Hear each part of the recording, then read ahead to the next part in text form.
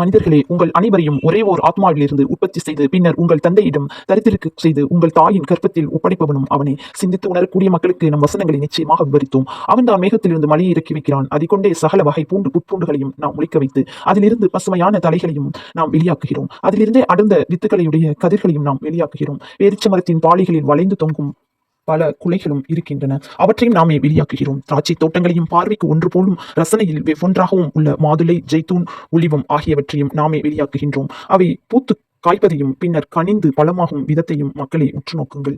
நம்பிக்கை கொள்ளும் மக்களுக்கு நிச்சயமாக இதில் பல அத்தாட்சிகள் இருக்கின்றன. இவ்வாறில்லாமல் இருந்தும் அவர்கள் ஜின்களின் பலரை அல்லாஹுக்கு இணையாக்குகின்றனர். எனினும் அந்த ஜின்களையும் அவனே படைத்திருக்கிறான். இவர்கள் தங்கள் அறிவீனத்தால் அல்லாஹுக்கு ஆண் பெண் சந்ததிகளையும் கற்பிக்கின்றனர். அவனோ இவர்கள் இவ்வாறு வர்ணிப்பவற்றிலிருந்து மிக்க பரிசுத்தமானவனாகவும் உயர்ந்தவனாகவும் இருக்கிறான்.